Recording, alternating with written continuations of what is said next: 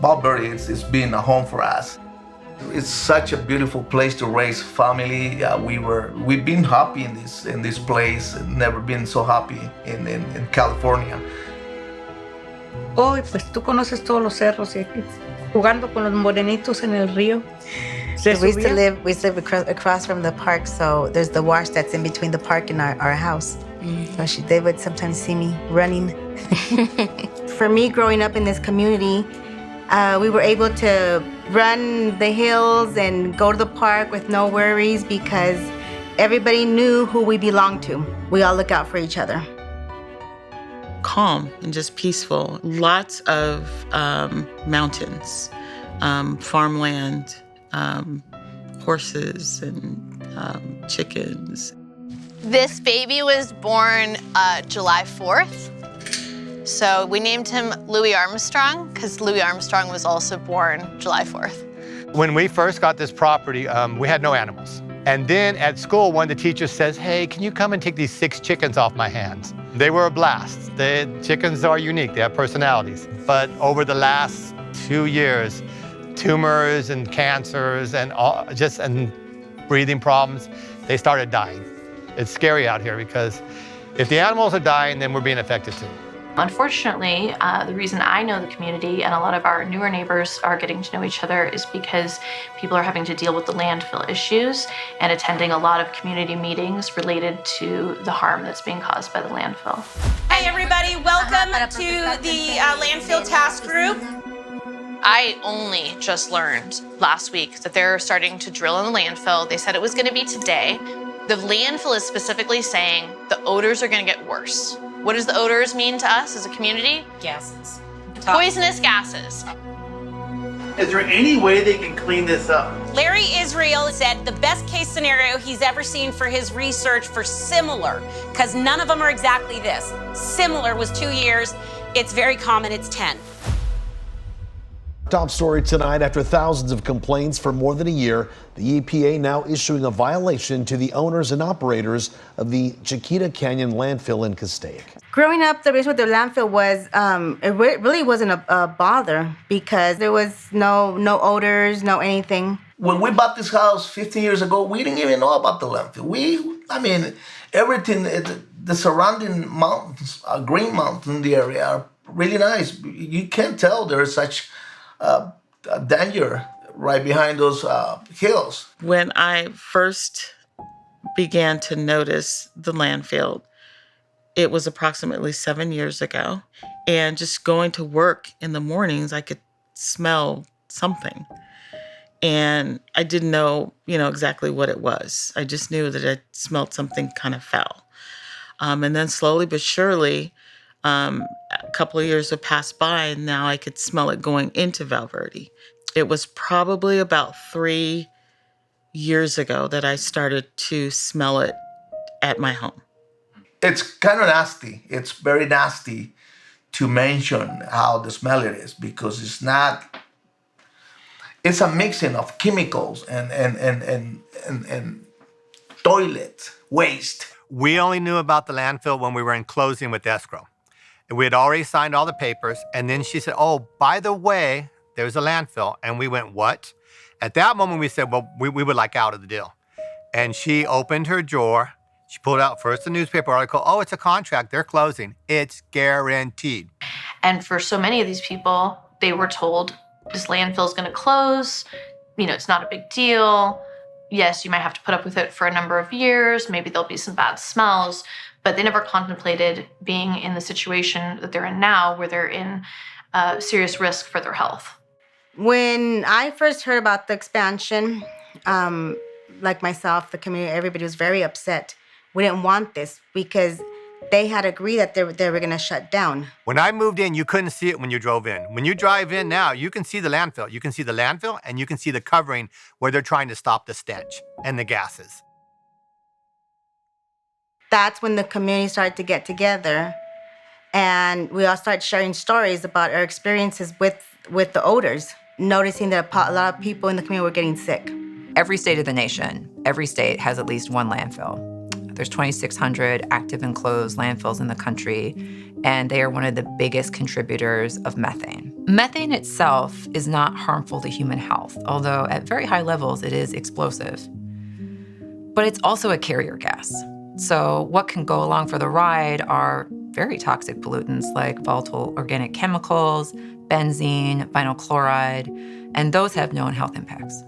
I think that what's happening now with the gases coming out of the landfill, they're now have a significant amount of hazardous waste that's being handled by the landfill operators.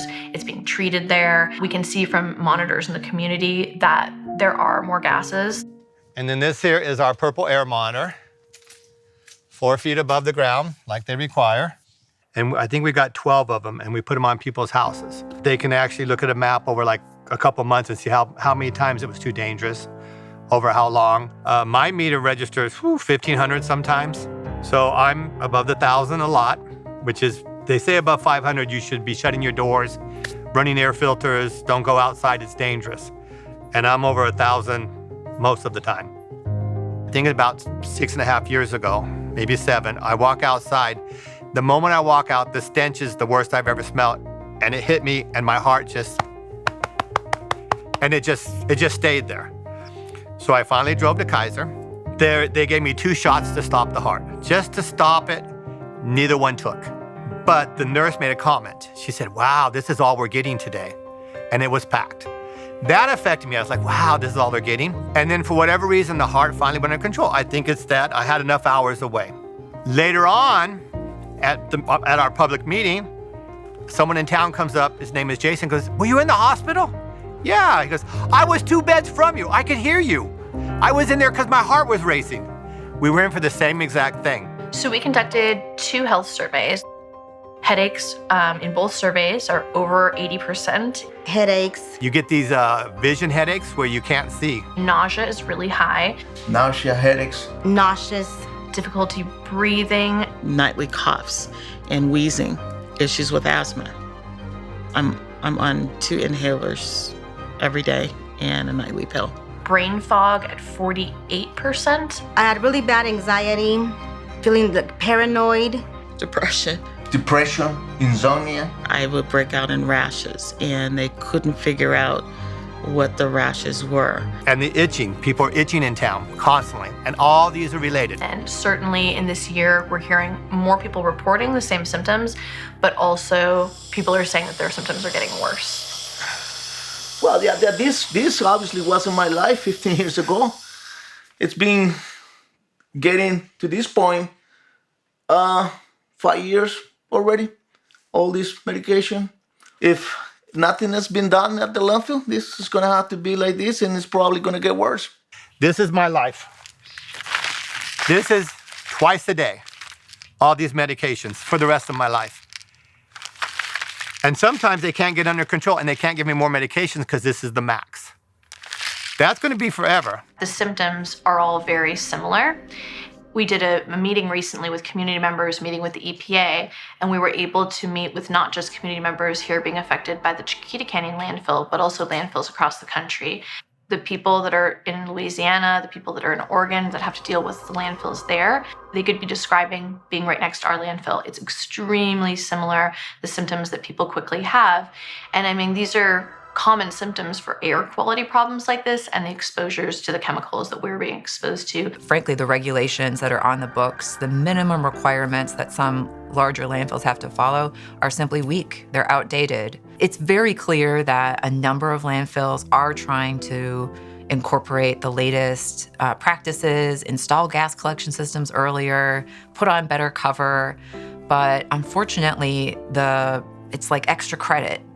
And we know that certainty and having rules of the road that are clear for everyone is really important for any regulated industry. And most important, every community should be able to expect the same level of protection.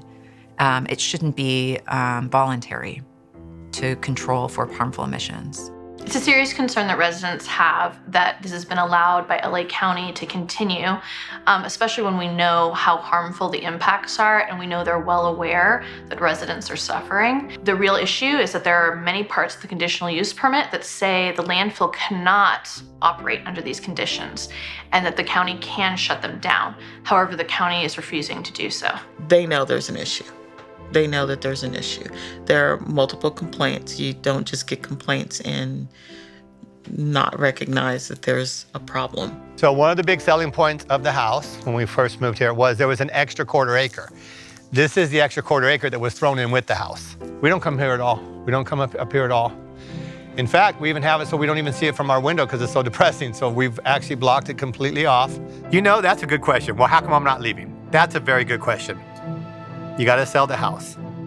Then there's a moral issue. I got to tell the people moving in that, hey, you got kids. You're putting them at risk.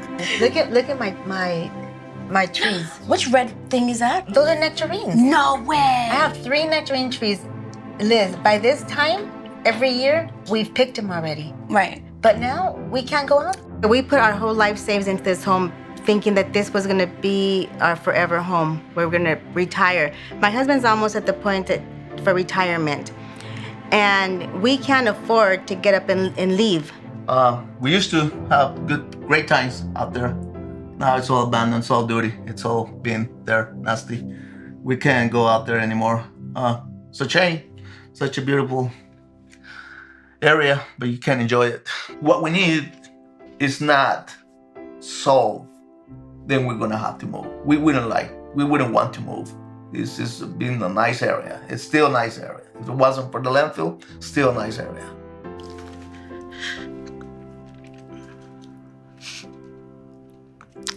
I had to make a very difficult decision to walk away from my home